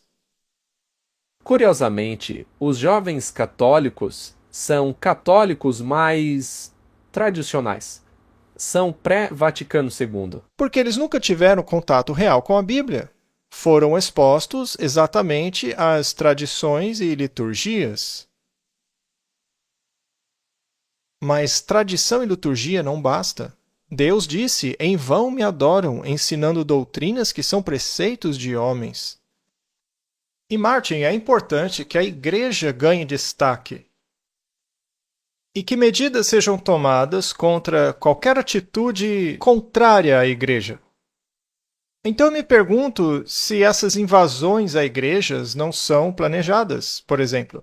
Você acha que o surgimento do movimento woke de 2020 até agora foi planejado? Claro que foi. Obviamente, todas essas outras coisas também são. O Biden não era um católico romano devoto? Vamos dar uma olhada nesse vídeo. Veja todos esses ricos brancos vivendo em suas casas luxuosas e confortáveis enquanto crianças são levadas à força para campos de concentração. Vocês vivem em seus iates e não fazem nada pelos seus irmãos latinos e somalianos. Vocês vêm aqui e encontram um homem de terno pregando. Ora, Jesus usava terno? Jesus lucrava com suas palavras? Não, ele morria com ela. Não me toque, não encosta em mim. Ei, amigo. Você é um falso cristão. Por que ficam aí sentados enquanto os latinos e somalianos sofrem? Por que não vejo vocês protestando contra o ataque à humanidade? Onde estão vocês? E você deve saber que este não será o último vídeo desse tipo que você verá. Não apenas essa noite, mas também no futuro. Porque esse é o espírito que anima tudo isso. O Tucker Carlson fazia parte da Heritage Foundation. Sim, por muitos anos. Ele não fez discursos na Heritage Foundation? Ele trabalhava para eles. Foi ali que tudo começou. Ah, Martin. É interessante que se você olhar para o vídeo, atrás dele, veja só o que está lá bem atrás dele. Eu sei muito bem o que está atrás dele. É uma imagem de Fátima. Tem até mesmo referências católicas e islâmicas nela. Está tudo ali. Então, Martin, chegou a hora de a América despertar e assumir o papel que a Bíblia disse que ela assumiria. E ela fará isso em nome da primeira besta. A primeira besta decidiu que a celebração do 250º aniversário dos Estados Unidos é a mesma época em que Leão, o primeiro Papa americano, deixará a sua marca. É fascinante. Não dá para ser coincidência. Simplesmente não dá para se inventar tudo isso. É incrível como se encaixa. Eles disseram que ele vai deixar a marca dele. Para eles, agora é o momento de trazer as pessoas de volta a Deus, colocando a Igreja Católica novamente no controle, para salvar a América dessa cultura lacradora de esquerda, dessa maldade, de todos os problemas. Salvar a família é salvar a América. Martin, isso é de 6 de janeiro e foi divulgado pela Heritage Foundation. E isso também soa familiar com uma frase comum que o papado costuma usar, não? Salvar a família? Ah, com certeza. Esse é o principal ponto da retórica deles. Francisco era famoso por dizer isso em todas as suas encíclicas. Tudo está associado ao tempo livre sincronizado em um único dia de descanso para todos, o domingo, que é o primeiro dia da semana. Muito bem, salvar a família, salvar a América. Uma base para os próximos 250 anos. Martin, qual é o ponto de partida de tudo isso? 4 de junho. 4 de julho. O início da Era de Ouro para eles, quando o papado deixará a sua marca e o Papa Leão iniciará o seu reinado. É o ano de seu primeiro reinado. Porque lembre-se que o rei babilônico tinha um ano de ascensão. Era isso que eu ia dizer. Uau! Primeiro, ele teve que completar e terminar o que Francisco começou. E agora ele pode fazer o que quiser. Isso mesmo, essa era a agenda de Francisco. E a agenda dele, vamos ser franco, era fazer o pêndulo oscilar muito para a esquerda, para que agora pudesse oscilar para a direita na época do Papa Leão. Absolutamente certo. Não pode ser outra coisa. Porque é isso que está acontecendo. Vimos tudo ir para a esquerda e agora já mudou. E, aliás, será muito interessante ver a primeira encíclica dele. Sim, ele estava interpretando o papel de rei do sul, mas estava sentado à mesma mesa que ele. E Francisco, que foi o primeiro papa jesuíta, simplesmente fez o seu trabalho com perfeição. E não foi ele que nomeou o papa atual para cardeal? Foi ele? Muito bem, então eles querem salvar a família pelos próximos 250 anos. Quando começa, de fato, o reinado do Papa Leão. Começa agora, em 2026. Em 4 de julho de 2026, os americanos se lembrarão de como os pais fundadores conquistaram sua liberdade e estabeleceram uma ordem de liberdade por meio de um sistema de governo limitado, federalismo e o Estado de Direito. Para compreender sua maior conquista, os americanos devem reconhecer que os pais fundadores eram literalmente pais. 54 dos 56 signatários da Declaração de Independência casaram-se e tiveram um total de 337 filhos, uma média de 6 para cada um. Família, Martin. A tarefa dos autores deste relatório especial é propor maneiras de remover os muitos obstáculos que impedem a formação de famílias saudáveis, facilitar o casamento e a vida familiar e restaurar a família ao centro da vida americana, tanto na retórica quanto na prática. Esta é a agenda papal. Veja a redação do texto. É necessário que o Estado de Direito restaure a vida americana tanto na retórica quanto na prática.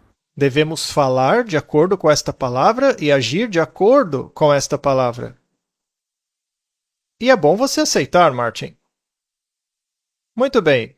Qual é a primeira exigência deles para alcançar isto?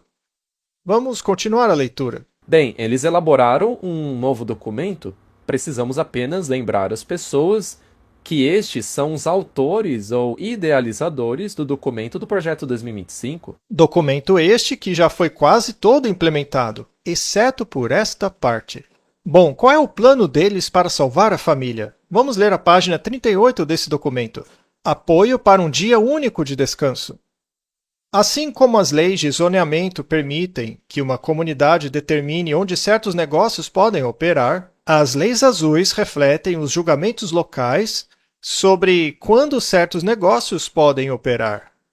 No caso de McGowan versus Maryland, de 1961, a Suprema Corte decidiu, por 80-1, que as leis de fechamento aos domingos, que incluem o propósito de fornecer um dia de descanso uniforme, são constitucionais e podem acomodar o fato de que a maioria das pessoas que tiram um dia de descanso por motivos religiosos o fazem aos domingos. Muito bem, Martin. Assim, eles estão invocando um precedente legal. Massachusetts, por exemplo, exige que todo empregador de mão de obra envolvida em qualquer estabelecimento ou oficina de manufatura, mecânica ou mercantil deve permitir a cada pessoa pelo menos 24 horas consecutivas de descanso a cada 7 dias consecutivos. Leis de dia de descanso que limitam a atividade comercial são geralmente encontradas em condados menos densamente povoados, embora as restrições à venda de álcool sejam mais difundidas. Embora bastante diminuídas, as leis dominicais persistem de alguma forma em cerca de 28 estados. Esses locais servem como uma espécie de reserva legal. Uma vez abolidas, suas leis de dia de descanso são muito difíceis de restaurar. Um dia único de descanso. Veja como eles sempre enfatizam que esse dia de descanso é um dia único para todos. É um dia de descanso sincronizado, que só pode ser domingo. E isso para que a família seja salva. É o que eles disseram aí e também no projeto 2025. Lá esse dia também é um domingo. Então, se o pai e a mãe trabalham e um tem o dia de folga na quarta e o outro, por exemplo, no domingo, neste caso não é um dia único sincronizado. E a família sofre com isso. Por isso tem que ser sincronizado. Esse dia único de descanso, que limite a atividade comercial, pode fornecer limites temporais que ajudem as comunidades a reservar tempo para observâncias religiosas, encontros familiares, atividades ao ar livre e descanso. Martin, pense na inconsistência. Considere a inconsistência. Porque eles têm permissão para assistir a esportes, por exemplo, sentando-se em estádios, que são basicamente grandes templos religiosos. E aqueles jogadores lá embaixo, ora, eles não deixaram suas famílias para trás para estarem naquele campo ao invés de estarem com elas? Parece que eles não levam isso em consideração, não é? Assim como as pessoas que têm que trabalhar no estádio. Pois é. Muito bem. Uma base sólida de pesquisas mostra que essas práticas se correlacionam com melhor saúde mental, laços sociais mais fortes e estruturas familiares mais estáveis. Esses argumentos são debatidos não apenas nos Estados Unidos, mas também na Aliança Dominical pelo Domingo na Europa, onde quer que seja, esses são os pontos em debate. E na verdade, a Bíblia diz a mesma coisa. Precisamos de um dia de descanso para a saúde mental, para laços sociais e estruturas familiares. E é para isso que serve o sétimo dia. O sábado, correto?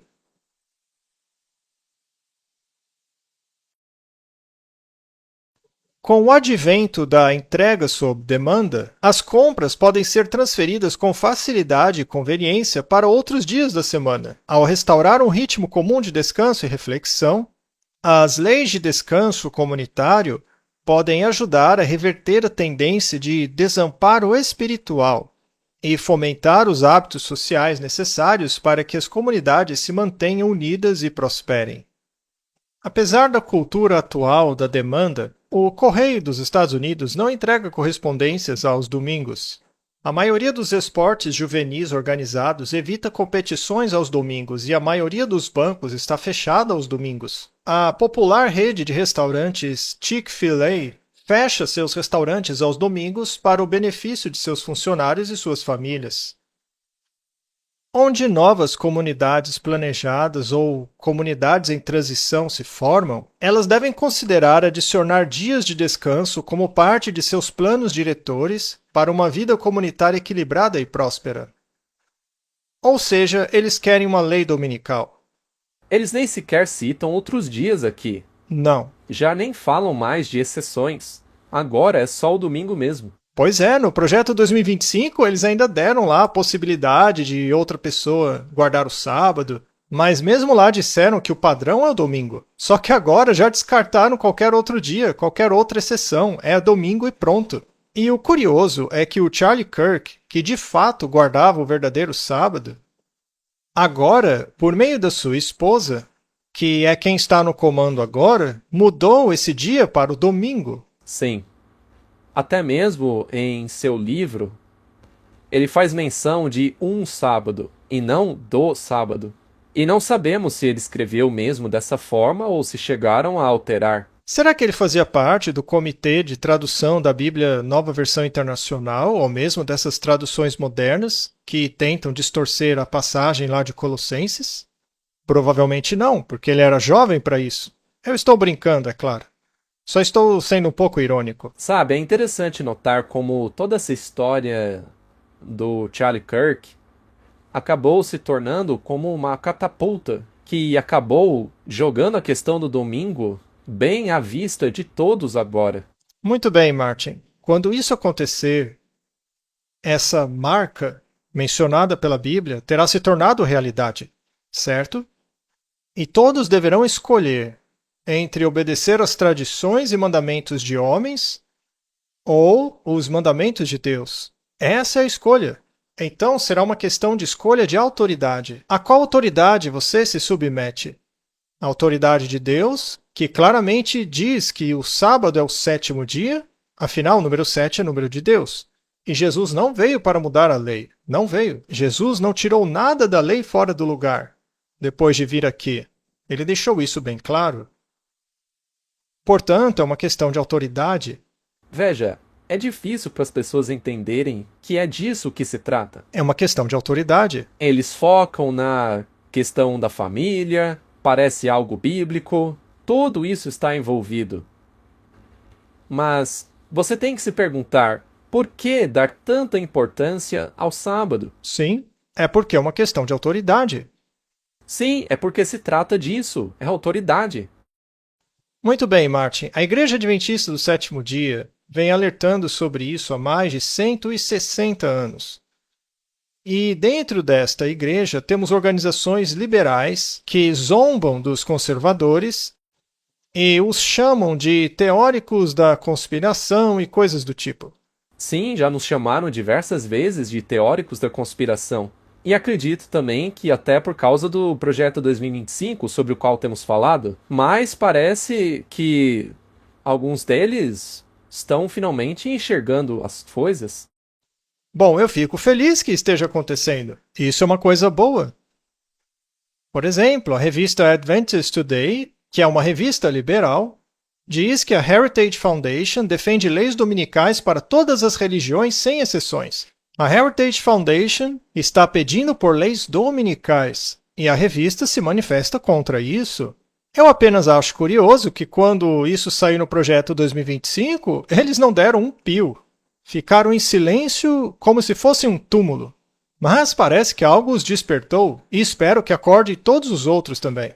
A Heritage Foundation propõe que o domingo seja um dia de descanso. Isso fez com que a Igreja Adventista emitisse um alerta. Martin, seria esse o segundo cerco? Eu acho que é, Walter. O primeiro cerco ocorreu quando T. Jones proferiu aquele discurso notável em 1888, que acabou impedindo o primeiro cerco. Impediram as leis dominicais de serem implementadas na época. Quando o Papa Leão XIII era Papa. Isso, quando o Papa Leão XIII era Papa. E hoje temos o Papa Leão XIV. E já disseram que ele quer deixar a sua marca nos Estados Unidos da América. Isso é fascinante. E não apenas nos Estados Unidos, mas no mundo inteiro. Porque todos têm que aceitar a marca da besta, não é mesmo? Eu também fico muito satisfeito em ver que a divisão norte-americana também emitiu um comunicado. A resposta de descanso dominical levanta preocupações inquietantes sobre a liberdade religiosa. Então, há pessoas levantando suas vozes. É a voz da advertência, é o começo do alto clamor. Amém? E é por isso que, quando começamos o programa hoje, pedimos às pessoas que nos ajudem a divulgar isso para outros. Afinal, a situação é muito grave. Isso não é apenas fogo de palha, Martin. Nos últimos meses, os sindicatos têm preparado as pessoas nos bastidores. Durante 4 domingos consecutivos, o Departamento de Trabalho americano postou o seguinte: Feliz Domingo, América! Feliz Domingo! Aproveite seus domingos! Por que o Departamento de Trabalho americano está fazendo isso? Ora, nós sabemos por quê. É porque os sindicatos trarão sobre a terra um tempo de angústia como nunca se viu. E sob qual papado? Isso é fascinante. Sob qual papado os sindicatos trabalhistas realmente começaram isso? Leão XIII. E qual papado disse que vai concluir a obra de Leão XIII? O Papa atual, Leão XIV, Rerum Novarum. E coincidentemente, aqui nós vemos os sindicatos pedindo que o povo descanse aos domingos. Feliz domingo, América! Tenha um bom domingo. Está tudo ali no Facebook deles. Todos podem verificar. Por 4 domingos seguidos eles estão mandando isso. E junto a eles está a Heritage Foundation. Martin, já começou. Está aqui. Esperamos por isso há mais de 160 anos. E está aí, Martin. Bom, vamos deixar isso bem claro, Martin. Do que trata o nosso canal? E eu me pergunto qual outra organização tem o nome do nosso canal, Clash of Minds. É um nome presunçoso? Veja, qual sistema entrará em conflito com outro sistema? Quais duas mentalidades entrarão em conflito uma com a outra? Eu creio que uma delas tem fundamento bíblico. Uma delas se apoia na palavra de Deus. Já a outra se baseia na tradição. Mas também é cristã. As duas são cristãs. Agora, será que um lado considera o outro cristão? Não. Deixa eu esclarecer melhor. Mesmo tendo saído desse sistema, eu não considero o catolicismo romano uma denominação cristã. Isso porque eles substituíram Jesus e instituíram um sistema no qual você é salvo por meio do sistema e não da expiação do sacrifício de Jesus. Agora, esse sistema não considera os que guardam os mandamentos de Deus e os testemunhos de Jesus como cristãos. Vamos ver a mentalidade deles. E é interessante notar também que eles chamam a Idade das Trevas de Era Dourada. E temos que nos lembrar que esse homem não é católico. Esse homem é um protestante, é um nacionalista cristão, mas tem a mesma mentalidade da qual já falamos aqui antes. Você disse que a Igreja Católica considera a Idade das Trevas como a Era de Ouro. Então, vamos ver. Sabe, por trás de todo líder preeminente está um caldeu, ou melhor, um jesuíta. Nessas organizações protestantes também há os caldeus e os jesuítas controlando as mentalidades. Veja o que esse homem tem a dizer sobre esta tal Era de Ouro. A maioria das pessoas hoje diz que a Idade das Trevas foi terrível, que eles queimavam bruxas, que todo mundo era oprimido pelo cristianismo, pelo clero e que foi uma época horrível da história. Só que, naquela época, a maioria discordaria desta visão. A maioria daquela época diria, não, o cristianismo é algo grandioso, nós amamos Cristo, amamos a sua igreja. Veja, estamos fazendo avanços incríveis. Nós estamos, na verdade, repelindo as trevas, expulsando espíritos demoníacos literais das tribos do norte da Europa e de lugares como a América. Então, estamos fazendo um progresso incrível. Estamos fazendo descobertas, elaborando mapas, inovações, invenções. Portanto, a minha opinião é a de que chamar essa época de Idade das Trevas é manipulação, porque a Idade das Trevas foi, na verdade, uma era de ouro. Foi a era do iluminismo, que afastou as trevas do Ocidente. Na verdade, hoje nós estamos numa Idade das Trevas. Para poderem votar, as pessoas tinham que obedecer esses critérios. Bem, em primeiro lugar, os Estados Unidos é uma nação cristã, então seria necessário uma profissão pública de fé como cristão para que a pessoa tivesse direito a voto. Meu primeiro requisito antes de abordar qualquer outra coisa é a fé, a religião. A pessoa tem que ser cristã. Ora, mas que tipo de cristão, Joel? Ora, um cristão que siga um credo histórico. Você deve afirmar isso publicamente, reconhecer publicamente o credo niceno, o credo dos apóstolos. E quanto aos católicos, poderiam votar? Sim. E a Igreja Ortodoxa Oriental? Sim. E quanto aos batistas, anglicanos, episcopais e presbiterianos? Sim. E quanto aos mormons? Não. É uma seita. Então, não. Eles não acreditam que Jesus seja o Criador. Eles acreditam que Jesus foi o primeiro ser criado. Acreditam que ele é uma criatura e não um criador. Eles não são trinitários. Sendo assim, não podem votar, eles não são cristãos. E os testemunhas de Jeová? Não, eles não são cristãos. E adventistas do sétimo dia? Não, eles não são cristãos. São uma seita. E os muçulmanos? Sem chance. E quanto aos judeus? Sem chance. Hindus? Sem chance. Ateus? De jeito nenhum. E quanto aos brancos europeus que veneram Thor? De jeito nenhum. Só cristãos votam. Martin? Esse homem me deixou sem palavras. Nós não somos cristãos? Por acaso ele apresenta alguma razão para dizer que os adventistas não são cristãos? Pera aí, Martin. Uma seita não é um grupo de pessoas que se apegam a uma fonte não bíblica para a sua revelação? Sim, uma seita coloca essa revelação acima das escrituras. Sendo assim, Martin, a Igreja Católica é a maior seita do mundo. Sim, porque o catecismo é mais importante do que a Bíblia. A tradição é que rege as coisas. Mas eles dizem, mas o espírito de profecia faz parte do adventismo. Ora, a Igreja Adventista não coloca o espírito de profecia acima da Bíblia. A questão é que ele disse que você precisa ter um credo. Exatamente. E o Adventismo afirma que o nosso único credo é a Bíblia. A Bíblia e somente a Bíblia é que determina o que é doutrina. O espírito de profecia está em total apoio às Escrituras e não as substitui. Portanto, nós não nos qualificamos como seita. Eles se enquadram como seita. O sistema católico romano, com certeza. Os protestantes têm credos? Claro, foi exatamente o que ele disse. Você tem que aceitar o credo de Nicéia, o credo dos apóstolos. Credos. Mas nós não temos outro credo além da Bíblia. Eles sim têm credo. Agora, nestes credos, por acaso eles não adotam alguns credos católicos romanos? Sim. Eles não têm a confirmação? Sim. Eles não praticam a comunhão? Eles não praticam os sacramentos? Sim. Ora, onde você acha isso na Bíblia, Martin? Em lugar nenhum. Então, eles têm crenças. Nós não temos credo, mas, de acordo com ele, somos seita. Na nossa opinião, ou melhor, na minha opinião, e eu espero que na sua também, eles não se qualificam, porque colocam o credo deles acima das Escrituras.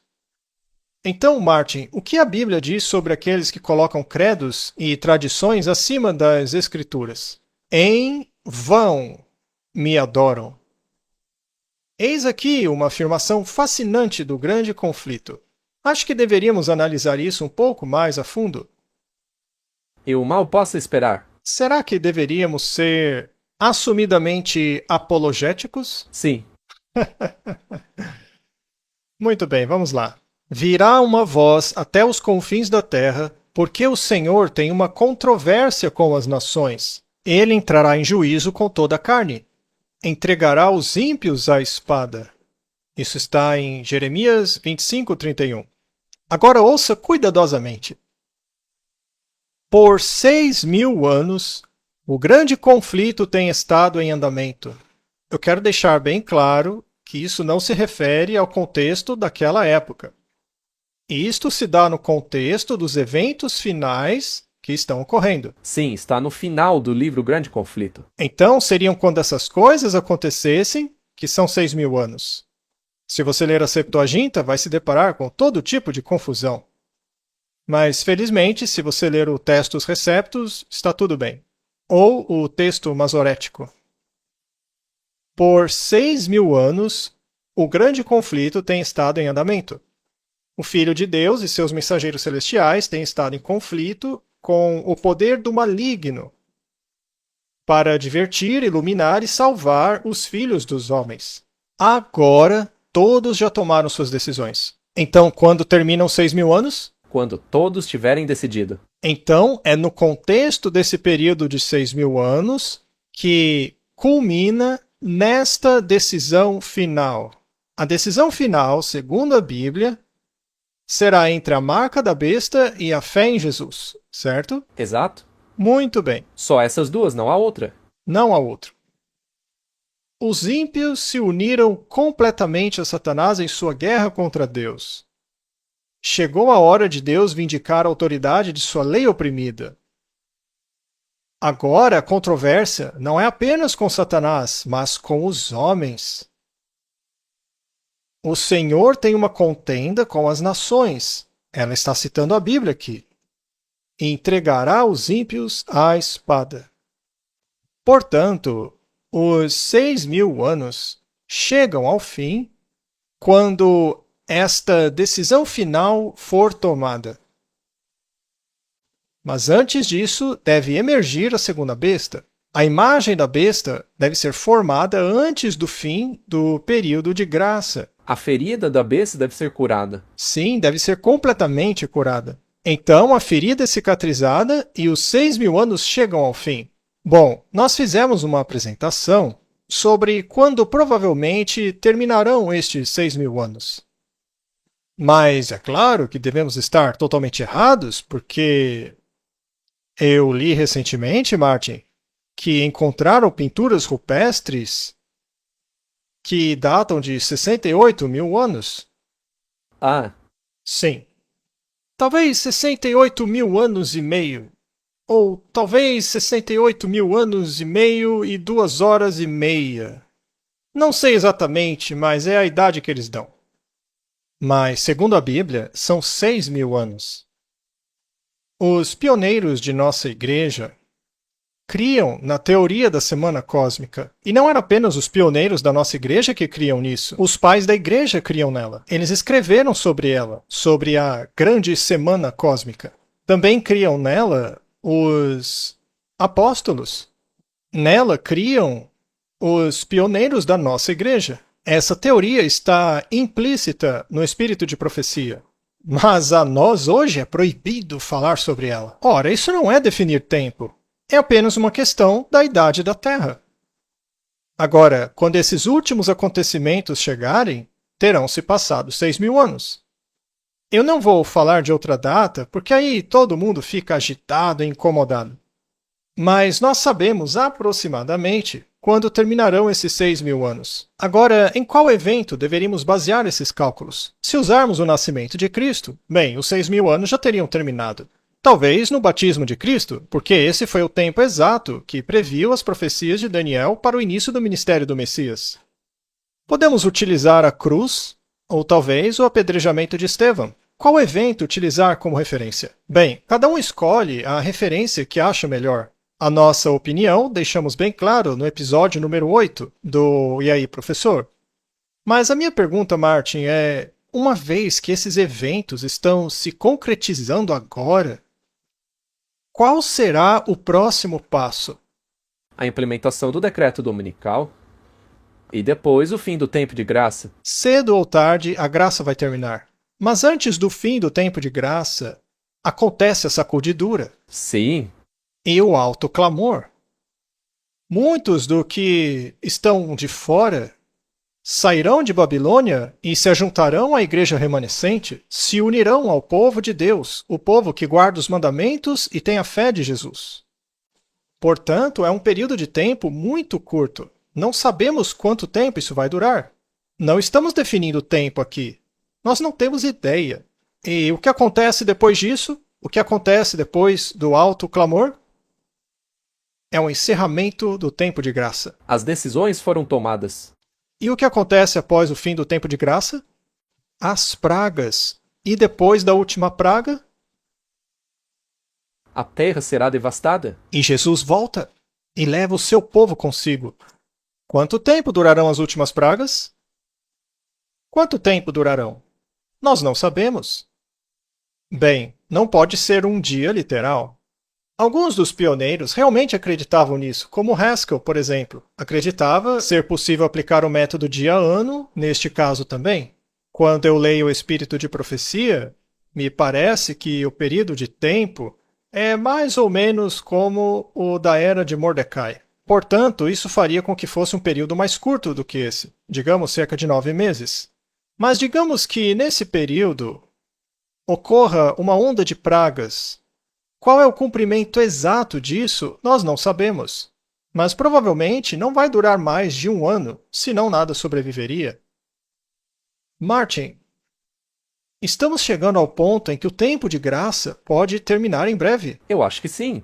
Basta ver os sinais. Estamos analisando a explicação bíblica do que está acontecendo no mundo. Vamos pôr nossa fé em Deus. Será que Deus respeitaria um prazo? Eu li um artigo de um dos nossos pioneiros sobre este assunto. Ele disse: quando Deus criou os anjos, ele estabeleceu um dia de juízo. Porque os anjos também estavam em um período de graça, ou seja, para decidirem a favor ou contra a obediência a Deus. E, por fim, houve uma guerra no céu, e alguns foram expulsos. E então foi mencionado um dia de juízo, que foi reservado para o diabo e seus anjos. Ah, não foi reservado para a humanidade. Mas a questão é que esse dia de juízo já foi marcado. Então, antes de Deus ter criado o homem, ele já tinha estabelecido o dia de juízo. E então, a questão foi avançando, os anjos caíram, uma parte deles, né?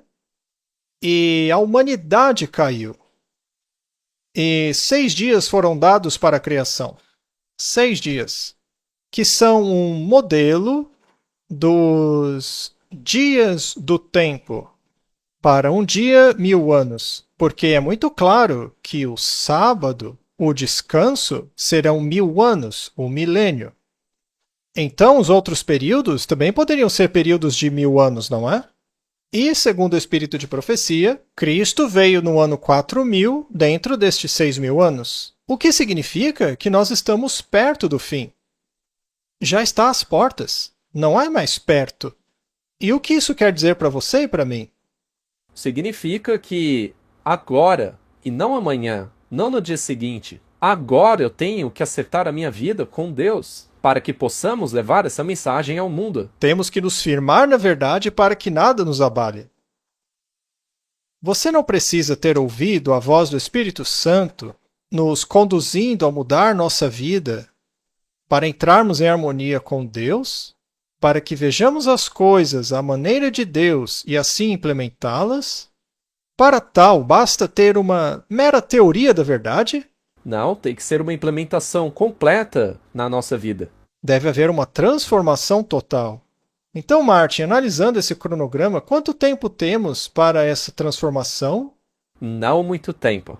Se continuarmos a dormir até ouvirmos o noivo está chegando, será que haverá tempo para essa transformação? Neste caso, faremos parte das virgens loucas.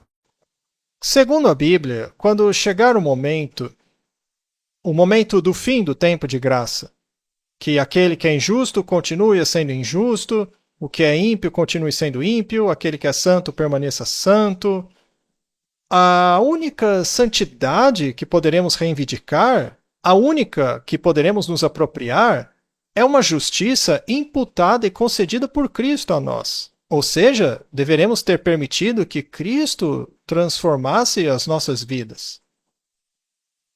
Então, após o término do tempo de graça, será ainda possível reverter a situação que nos encontramos? Não. Será tarde demais. Mas eu também acredito que, mesmo que nos fosse dada uma segunda chance, nós não a aproveitaríamos. Não, porque já estaríamos cauterizados, tão apegados aos maus hábitos, que nós não abandonaríamos. E da mesma forma, o povo de Deus deve estar tão apegado à verdade que não pode ser afastado dela, ou seja, selados. Exato. E não sejamos teimosos. Eu não posso deixar de apelar às pessoas que entendam que isso não é uma questão de conjectura, isso não é mais conspiração, já tornou-se realidade. Estamos à beira dos eventos finais. Que Deus nos ajude a tomar as decisões corretas. Vamos orar. Pai Celeste, esta mensagem tem sido pregada já há muito tempo. E durante muito tempo foi ridicularizada. E hoje já estamos vendo o mundo dizer que os adventistas do sétimo dia, aqueles que exaltam Jesus ao trono de Deus, que o veem como Deus homem, que veio não apenas como seu Criador, mas como seu Redentor, os adventistas que aceitam a expiação de Cristo e aceitam a obediência à sua lei, sendo excluídos do termo cristianismo, simplesmente por se recusarem a aceitar esse credo espúrio deles, porque se apegam apenas às Escrituras, isso é um sinal do céu de que o conflito final de fato chegou. se concretizou. Dá-nos entendimento, ajude as pessoas a entenderem esse problema, para que tomem as decisões corretas, decisões que as conduzam para a vida eterna ao invés da condenação eterna. Em nome de Jesus, amém. Todos os anos, algo extraordinário acontece. Um movimento de fé, um encontro de corações, um tempo de renovação, de reconexão e de comunhão com Deus.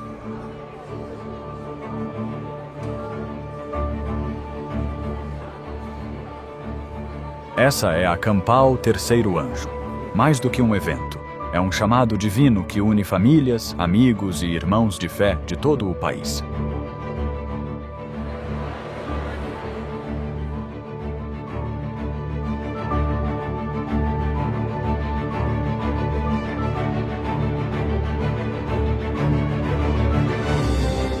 Mensagens inspiradoras, adoração poderosa e encontros que transformam vidas. Cada instante é pensado para reacender a fé e fortalecer sua caminhada com Cristo.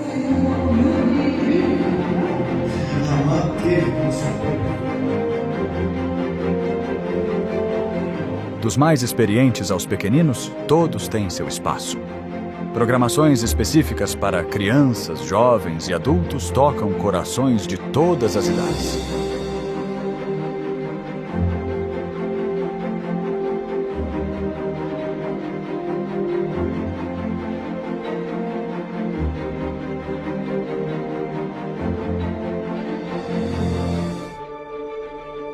Conexão, comunhão, compromisso. Seja sua primeira vez ou sua terceira, a Campal Terceiro Anjo te recebe de braços abertos.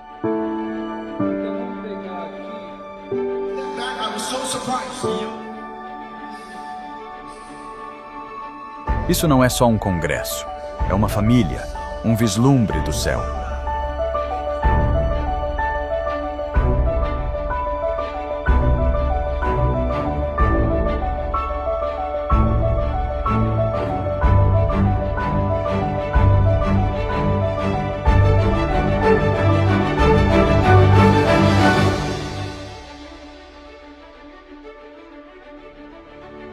A Campal Terceiro Anjo 2026 já está sendo preparada.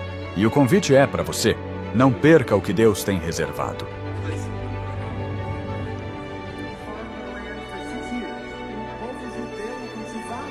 A cada ano damos um passo a mais perto do propósito, mais perto uns dos outros, mais perto do céu.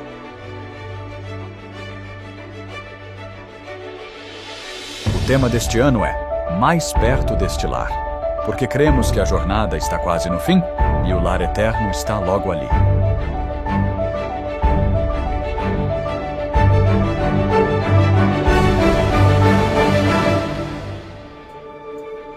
Campal Terceiro Anjo 2026. Mais perto deste lar. Esperamos você lá.